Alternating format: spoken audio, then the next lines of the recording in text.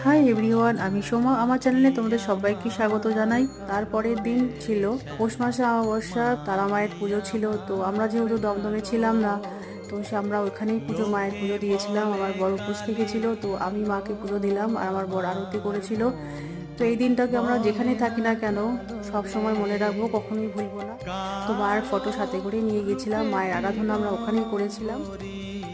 কালো রূপে দিগম্বরী হৃদি পদ্ম করে মোরালো রে শ্যামা মা কি আমার কালো।